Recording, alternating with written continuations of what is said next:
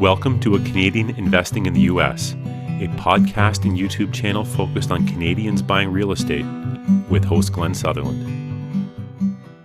Welcome to a new episode of A Canadian Investing in the U.S. with Glenn Sutherland. This week, my guest is Luc Boiron. Luc, for anyone who doesn't remember our last interview on episode 29, which was like 5.5 years ago, give everyone a bit of an update on who you are. My name's Luc Boiron. I am a real estate investor. I'm from Toronto, now live in Ottawa. I flip and wholesale houses across Canada. I have bought and sold, I believe, over 1,000 houses to date. I believe I'm the highest volume wholesaler and flipper in Canada, or at least private home buyer. I have a team of about 35 people who work for me. Ontario is our main market, so we flip in the GTA, Greater Toronto Area, Ottawa. We do a bit in Montreal as well, and we also flip and wholesale in the Vancouver area, Metro Vancouver. Awesome. Luc just had me on his podcast. Maybe you throw that name out. Last week, I'm not sure when that episode will come out, but I was just on his. So if you want to hear about me talking about systems, you can go hear about how I run my business. What's the name of your show? You just want to give It's called the Self Wealth Real Estate Podcast with Luc Boiron. Yeah. So one word, SELF, wealth. And yeah, you'll find it. You can find it on all the different same channels as mine, I'm sure. It'd be everywhere.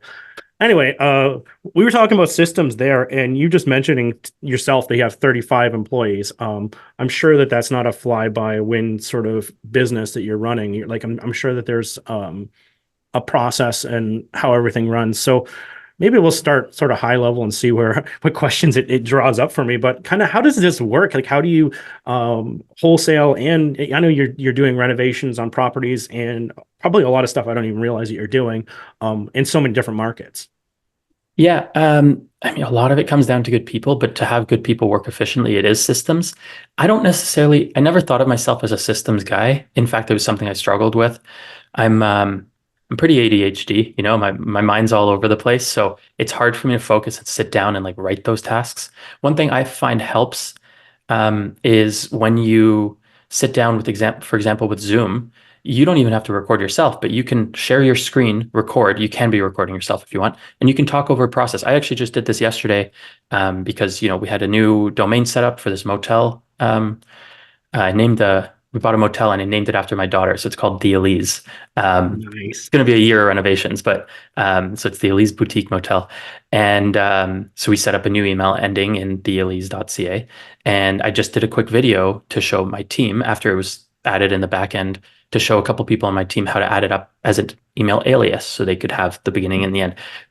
Not that that's relevant, but the point of that is that I just opened Zoom, didn't have my camera on. I hit record, I hit share screen, and then I did it. And I was talking over it, this is where I'm going, this is what I'm doing. It's a minute-long video, if anything. And then end the recording and meeting, it saves. I send that to the people who do it and say, hey, do this for yourself. Now they know how to do it. That's the kind of thing, if it was a bigger thing, we would save that in our training files. I also find sometimes hiring assistants and things like that, you end up, you try someone out, it doesn't always work out, especially when you're new to hiring. And so if you can go through, first time you train an assistant, take the time to record your trainings. This can be things like, how do I fill out an APS? How do I look for a new contractor, right? What do I look for in reviews, things like that. You sit down with them, possibly if they're at a distance on Zoom or in person, and you record that meeting. And then you then save that in a training file on how to find contractors, how to fill out an APS. And it's two benefits. One, it's for the person you just trained. They don't have to ask you again. They can't remember what you did. They can go back and rewatch that video. You just save time. But two, if that person doesn't work out on a new person you're training, the next person can just watch those videos. And then if they have any specific questions, that they didn't understand from it, they can ask you. But now you're saving time in training the next person.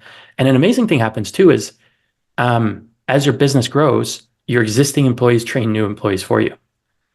So it becomes, there's parts of it that, let's say there's still parts of the business where I'm wearing the hat and I'm the expert in that, and that needs to come back to me. But so much of the business has been handed off to other team members. So, and the other thing too, is I never thought of myself as a systems guy, but you kind of have to think about every part of this ends up being a system, whether you mean to or not.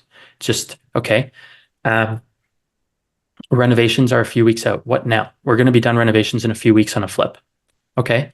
Let me just give my realtor a call to give him a heads up or a text like, hey, I expect this to be done in a few weeks. Okay, what's the next step? Well, we're going to want to stage this property. So let's line up the stagers. When are they available? Perfect. We expect to be done this day. Now we need a cleaner the day, the day before staging, let's say, or as soon as renos are expected to be done. Cleaner lined up, staging, photos from, like, get the realtor to line up their photos. I want to list, 24 hours after photos are done if possible. That's all a process. That's just steps in a renovation that you would be like, well, yeah, now that's the next thing I have to do. Well, if you lay that out, if you write it down as your steps, and this is what I do, right? We expect renos to be done in the next month or in the next few weeks. Perfect. This is my process now.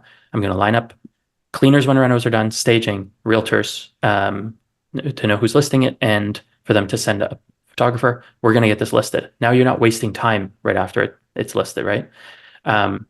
That's a process. And the thing is, before I thought of myself as a person who did systems or processes, I did that. The listing was the renos were almost done. I'd call the stager. I just did it, but it wasn't a system. I didn't consider it a system, but it is. Yeah. And once you have that, and you can just write that down, what that is, especially if you can have someone else take over those things. I find it very helpful. Yeah. Yeah. You got to pull it out of your brain and put it down. So in your case, how do you keep that all organized? Are you using some piece of software? Is it Excel sheets with checklists? What does that look like for your team? Yeah. So I would say my team more than myself, because my greatest strength. Part of my organizing is actually people on my team. So I don't know that I actually have like a direct assistant to me, but I have a couple project managers on the renos. They report directly to me on and my construction manager, but they help me out with a lot. So I would say they are like assistants as well.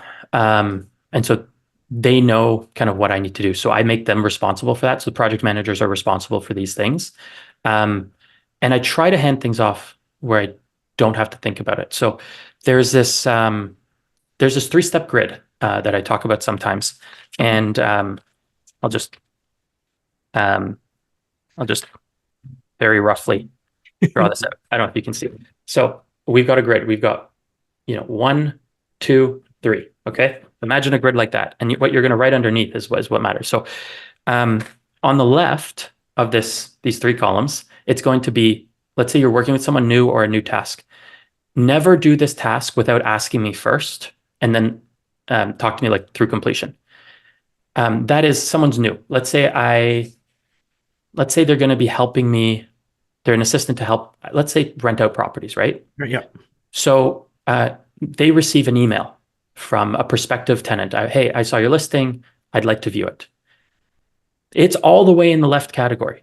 That means they come to you and say, I just got this email. This is what it looks like. What should I do? Right? So this is no delegation. You're in complete control. They're completely under your supervision. You're spending a lot of time working with them, right? Now they come to you every time you do this and you explain, this is what I want you to do. This is what I want you to answer. Save this as a template. This is our automated response. You may even be able to automate this through, depending on the email system you're using, you may be able to even automate that response or have like a one-click completion. I believe you do something similar, Glenn, on some of your stuff. Yeah. And then they learn how to answer that, right? 2, the second column. This is now do this task and then let me know that you've completed this. Wow. So once you've done it with them many times, you can see that they know what they're doing on this. You move that line item to the next task, which is they get the email, they answer the person, and then they come tell you, hey, new prospective tenant emailed me. I sent them the automated response, just letting you know. Perfect. I'm able to let go and move from step 1 to step 2 because they're telling me that it's done. So I don't stress, as someone who likes control a bit, or used to, I don't stress that it's not being done, because if it happens, they know how to do it. I've shown them how to do it multiple times. I've trained them. They now have done it, and they've told me they've done it. Now, for a while, they do it, they tell me, they do it, they tell me, they do it, they tell me. And I go, you know what? You got this. We're moving into column 3, which is do this task and never ask me before doing this task and never tell me you did it. because I now have handed this off to you. I trust that every time you've shown me that every time you're supposed to do it, you do it. And then, and you do it the way I trained you. So now I trust that you've got this, and I hand it off. So the idea is when you hire someone new, you're working with someone new, you write down all the tasks, and pretty much everything should be in the first column. And the goal is over time to move more and more tasks from column 1 to 2 and from 2 to 3. And you may have move the task I was saying is very simple. So I would expect that task to be moved to 3 quite quickly, but I wouldn't move someone to 3 without doing 1 and 2. It can take a day or two to get through 1 and 2 on very simple tasks, right? And then some other ones can take a year to get to 3. Like I remember training Katerina, Kat, who does dispositions for us in Ontario. Yep. And she's amazing, super bright, very good with our buyers. She sells our properties to our wholesale buyers. But it was so important for me for our ads to be right, for the construction details, like how many bedrooms, bathrooms, what can you do with this property, the opportunities. So important for me that be right, that for about a year, she would send me the test ad. Like, so we're talking step 2, essentially. Don't complete this without telling me, or even then, no, it wasn't. It was still kind of step 1. Yeah. And we would call and we would go over it. We'd look through pictures, make sure it matched up with what the acquisitions rep told us in the description. So stuff like that was so important, but there was also so much to learn. We spent a year going through ads on everyone she sent. And then at a certain point, it was like, you've got this. You know all of this. They're never wrong. Like, you've got everything right. You've got this. And we moved it to column 3. And, that she's been with me 4 years, and, she's been running that on her own since. So once they get to column 3, is there any, follow up or check in or, with my experience over time, like I'm trying to word this correctly, but people get a little looser with your systems over time, right? And certain things that they did really well at the very start, over multiple periods, they realize that especially if they realize that there's no one checking on them at all, it could start to slide a little bit. So is there any process for that? Hello, everybody. Thanks for listening to the podcast. I just wanted to let you know that I've created a new coaching program. I believe the new coaching program has way more value than any of the programs that have even existed in the past. What we've done is pre-recorded all the lessons so that you can work through it at your own pace, which is pretty cool. And then we're going to meet up on a regular basis to answer the questions, do deal analysis, and actually spend our time together working on things instead of spending our time learning things. I think this will make a seamless transition to buying in the United States and will help you solve a lot of your problems. If this is of interest to you, go to glensutherland.com/coaching. I hope to help you guys invest in the United States, and I hope we provide as much value as possible. Back to the podcast. Yeah, it doesn't have to be no checking at all. I don't have a process for that necessarily, though it does come up. And sometimes I'll think about things and ask, like, hey, is this still being done? Or, yeah, and they'll be like, yeah, I've been doing it, Okay. Part of this, and again, it's not perfect, but there's a lot of things going on in the company. And I try to move things out of my brain into somebody else's. And if I can trust that they've shown me that they can tackle these kind of things, I can actually let go of it, versus asking someone else to do it. But then I'm worrying, is it being done right? Is it being done the way I want it to? That stresses me. But if I can trust that they do it right, I hand it off. And one of the things we say is when I hire people, and actually this is my COO, Corey, who says, like, if I have to manage you, I don't need you. We're hiring people who are self-starters and can figure things out alone. That doesn't mean don't come ask us questions. It means if I have to be checking that you're showing up during work hours, I most of our company works pretty much all remote. Right. I can't, they're kind of across Canada. I can't be checking in, be like, oh, are you here during business hours? No. We also are pretty flexible. You have a doctor's appointment during business hours? I don't care. Go do that. But then, make up a couple hours in the evening if that's what it is, right? If you're 40 hours, you work your 40 hours. I don't really care when that is, as long as people are generally responded to and you're getting back to them. Part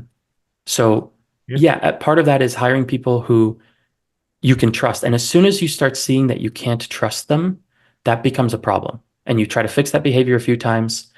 And if it doesn't work, you get rid of them, because I can't spend my time managing someone on small tasks. Another thing I heard from a mentor of mine I wanted to throw in years ago was was having trouble with my first assistants. And I went to a conference and that's where I met him. And the first time, this guy, Don Costa out of California, genius, love this guy.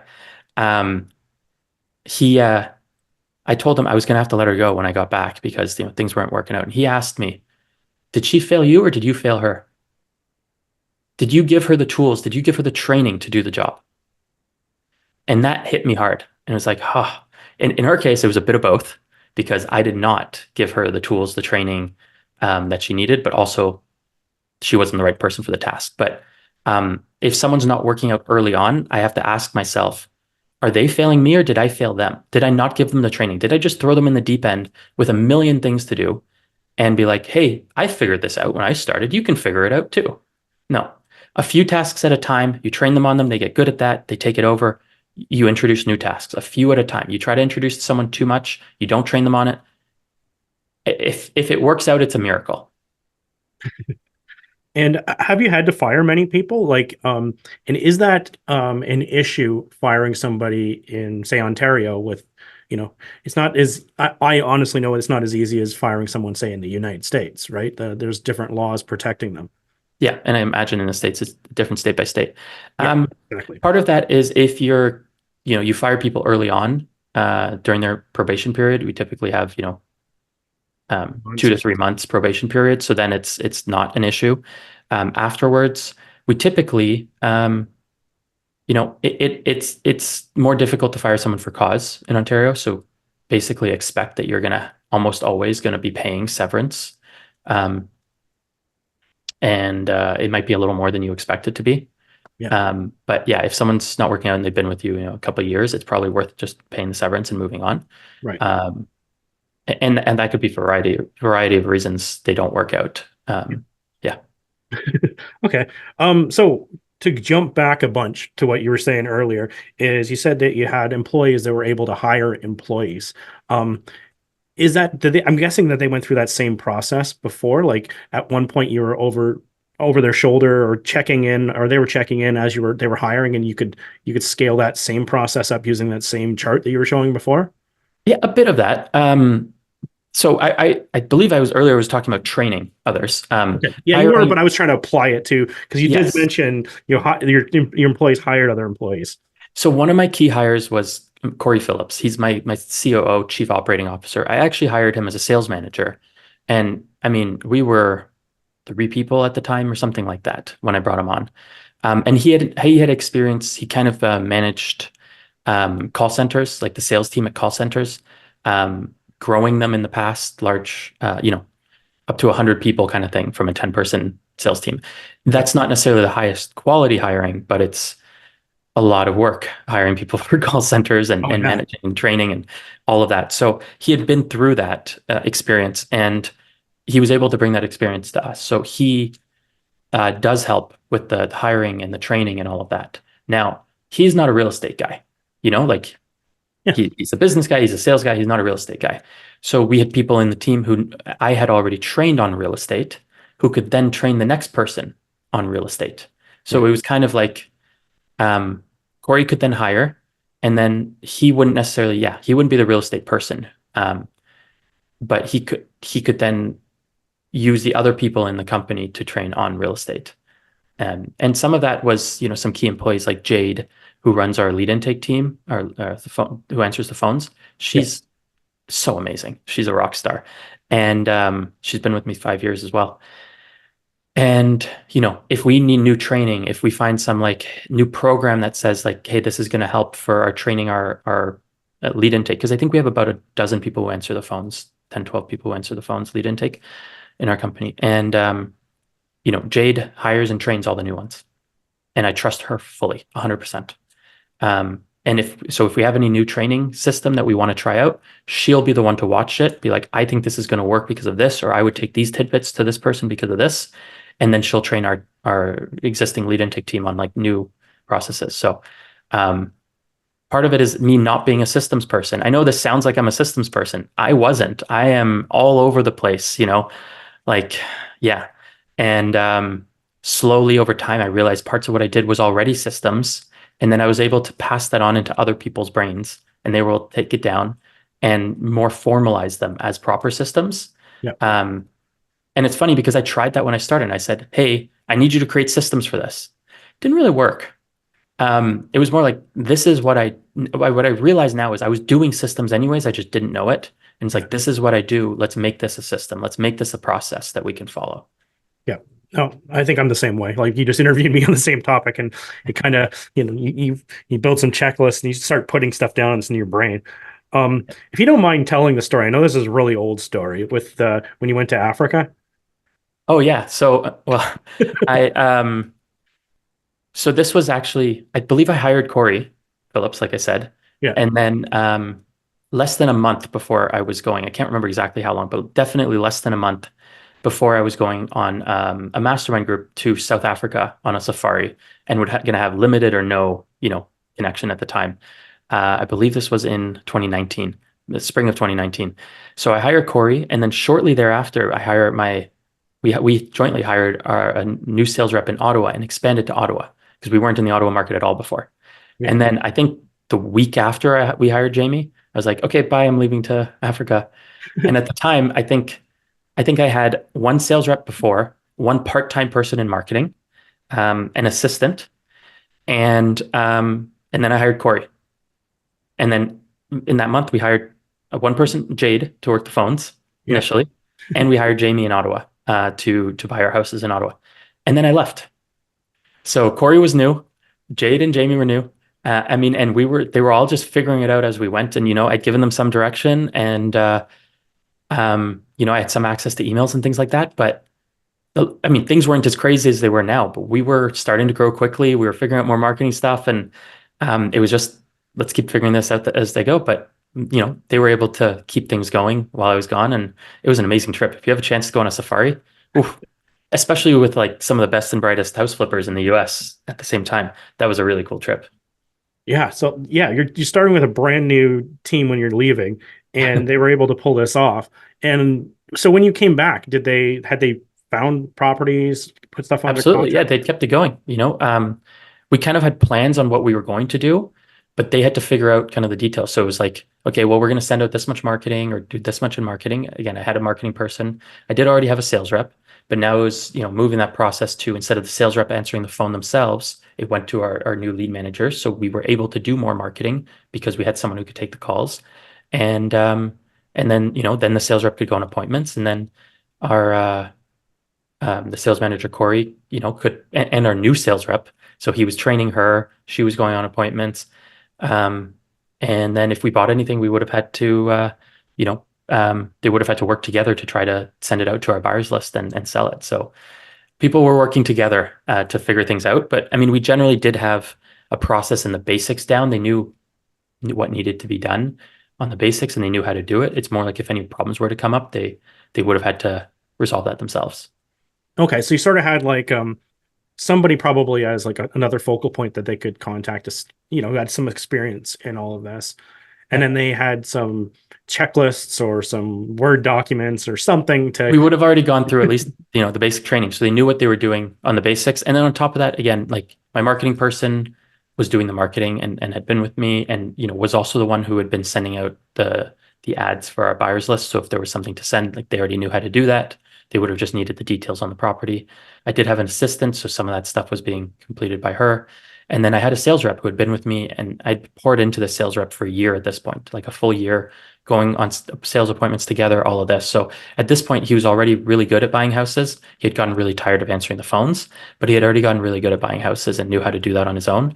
So any of like that part of the process, he knew and could answer the questions on, like, yeah, this is what Luc would normally do. This is what we've done. So they were able, that's part of what I was saying, kind of like the team supporting one another, but also existing employees able to train the next ones. So yeah, Luc usually does it this way, so we'll do it that way, Yeah. And with you having 35 employees, is it kind of like you have different jobs and they're all for that market, or do you have like basically they all, if it's from Vancouver or coming from Ottawa or Toronto, do they all go to the same call center, or not call center, but like the same people? Or is it like, hey, we're doing Vancouver, so we have this person, this person, this person, this person that just does Vancouver. How do you Yeah, split that up? it's funny because so on the call side specifically, Jade runs it all, and then I would have thought we would just have one place that people call into, but we do actually. If we have really heavy calls in one area, the overflow can go to another area, but we do actually have it separated. So then they know the sales rep really well. They talk to the sales rep often. They understand what that sales rep's looking for in the areas that our buyers are looking for, because that lead intake person will know the sales rep in the area. And also, we do try to hire relatively locally, so they understand. They're like, oh, I have a property out in Surrey. Like, where's that? How do you spell Surrey? Like Yeah. that doesn't happen. They're local. They can drive there in 30 minutes probably. Yeah. So that helps. And then also, because we're in Montreal, we also have bilingual people who speak French, because we take calls in French and English on that side. So, but they're able to handle overflow calls from one to the other. So I believe our call sequences will ring first to the people in that market, but if they're busy, it will then ring to another market that could handle and take in that call. Yeah, which could be tricky if it's coming from an overflow from Montreal and then someone Yeah, who's well, the bilingual. French ones, it wouldn't. Yeah, Maybe there's a different phone number for French and English. Okay. It would only go to a French-speaking person on the French side. That would be tricky otherwise. Yeah, we do have probably 50 different phone numbers, because all of our different marketing takes a different phone number. And then we can see where our leads and contracts and things, which marketing channel has worked. And that allows us to track our key performance indicators, our KPIs, on which marketing channels are producing the best for us and which ones are worth putting more money into. Interesting. And like a lot of us, like as I'm just hearing it come off of your tongue, it's professional, right? Like you have a probably a local phone number for Montreal, a local phone number for BC or Vancouver, wherever it is over there. And then you're talking about, when you're setting up the boutique hotel, an email that matches it. Because I hear like even realtors that like work for Remax or Royal LePage, and they have a Gmail address, right? A lot of this is it's professional look, and I always because I'm thinking of somebody specifically, but I've heard both ways where they talk about like when they're trying to do wholesaling to go with the professional model, and I've also heard the other side to try to look like you're the same kind of person as them. I've heard people like dressing down to go to in meetings to meet with the sellers of the homes. So maybe address that. Is it the professional is the way to go? I'm guessing. Yeah. So I mean, there's one thing about being professional in your company, and there's another thing about being professional in your presence to home sellers. We don't wear suits to appointments. You're walking into a house, and some of these sellers are not. That's not their type of person, right? The slick sales guy, they're just going to be turned off by that. Actually, it was funny. Years ago, one of the sales reps was going to lease another car, and he was debating between a Volkswagen and a BMW. I said, you can't show up to a seller's house in a BMW. You can't. Yeah. He's like, oh, I'll park it down the street. I'm like, that doesn't make sense. At least the Volkswagen, So not that Volkswagen's a bad car. It's a good car, but I don't want to associate a luxury brand showing up at a seller's house, right? Where they're, behind on their mortgage payment and about to lose it to the bank or something like that, right? Or they're hoarders or something. So there's that side of it. We do try to be professional, but it's less about being fancy. We're more casual. You match the seller's tone. If they're swearing, we'll swear. And you're definitely not like wearing makeup or a suit or anything like that in the house. You do want to appear professional. We do some things that give us that more professional appearance, and good or bad, it's something we lean into because we are the largest player in the space in Canada. We do want to show like we've been here a while. We've been doing this a long time. We know what we're doing.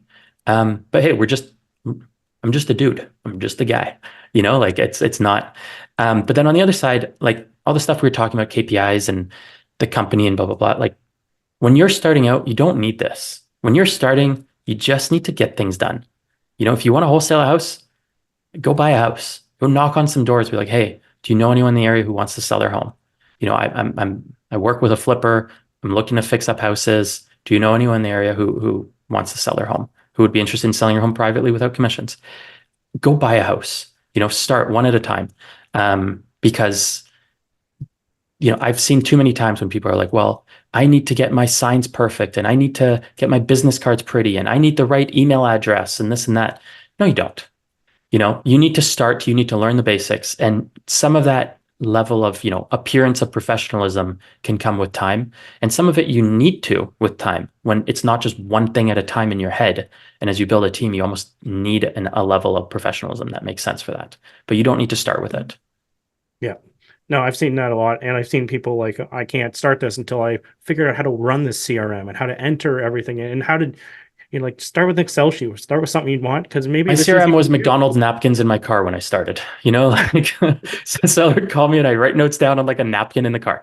That's not good. Excel is much better than that, especially Google Sheets. Now you can access it on your phone and computer, right? Yeah. But just start, right? A notebook will get you started. And yes, with time, a CRM, like because you can get 70% of the way there without all of this stuff. And then the rest of it's just incremental improvements. Okay, well, I can get an extra 2% in sales over the year if our follow-up system in our CRM works well. Great. That's really nice to get. 2% improvement when you're buying, hundreds of houses makes a difference. But when you're just trying to do 2 houses a year, 1 house a year, a 2% improvement may get nothing for you, right? So start with that 70%, get that part done, and then focus on the other 30%. Yep. Yeah. And you just need something, and you need something to remind you to follow up. Because follow-up is the big thing. Like it is, yes. So if you have your Excel sheet, like, if you're doing it, say on Excel or on Sheets or whatever to start with, and you just get your information in there about where you were, basic information, what they told you, and like a date you're going and a date to follow up. You put that in your calendar, you can cross-reference it to your Excel sheet, they can come back. And it's just like, that works until it doesn't work because you have too many people on it or whatever, for whatever reason. And a lot of times, even in a larger business, it could completely work still, right? It could still go as long as you might want to put a front end of Access or something on it so that it looks a little prettier. But a lot of this stuff, it doesn't have to be an expensive system. It can be whatever system works for you. Absolutely. And there's a lot of simple systems that do what you need, for sure. Yeah. Luc, is there anything else I should have asked you? But all this systems, your business, anything you wanted to bring up before I wrap this up? No, I mean, I don't know how long your episode's going to come out, but it's been a tough few years for people in real estate in Canada. I know people are looking to invest in the US. I still think there's lots of opportunities in Ontario. Ontario, yeah, as well. Even as rentals, I do hold a rental portfolio. So yeah, I would say, get started. Whether that's, you have to do in the US or you have to do it in Canada, I would say get started. Because taking actions where you're going to learn the most, making mistakes is where you're going to learn the most. And, but the lessons you learn doing your first few deals are going to carry you on to many, many more in the future. Yep. And I think that's the main thing, is to get lessons from it. No, but like some people will just, have a bad experience and just cut that part of their life out, or they'll try and hire it out. But learn from these mistakes. Like, that's the biggest thing is, I'll go in the backyard and maybe yell for a second. I don't actually yell, but I'll just need to take a second to myself. Right. And then you're like, okay, what could I have done better? And it's always, like, the more you grow, you're going to face completely different situations. Yeah. And so it's learning from it. So that's a great tip. And action. Like, that's the biggest thing that holds people back, is that they don't want to write the first contract, because they're terrified that they don't have all the other steps lined up, right? Because it's their first project, right? Yeah. And it's just, a lot of it is you go as far as you can see and go try again. You bring stuff in, ask people on some Facebook groups or forums or whatever as you're going through things. Just keep building it out. Anyway, great tip. Luc, if people wanted to track you down, they wanted to know more about you or your business, is there a place online that they can find you? Absolutely. So if people want to follow me, I've been posting a lot more on Instagram lately. So my Instagram is at Luc Selfwealth. That's LucSelfWealth, I believe. Yeah. Luc Selfwealth. And if you guys are interested in joining our buyers list for properties in Ontario or in Canada, you can go to www.offmarketbliss.ca, www.offmarketbliss.ca, and then there you can sign up and you can choose by GTA, Ottawa, Montreal, or the Vancouver area to see if you want to get emails when we get discounted properties and send it out to our buyers list. That's great. Well, thank you, Luc, for coming on the show. A lot of value here. A lot of people, for everyone, even from starting from your first property to someone who's looking to try to scale this up and build some systems. There's a lot of good tips in here. I wrote a half a page of information as you were going, so it was great. I appreciate it. All right, thanks so much, Glenn. That was a nice video. Bye.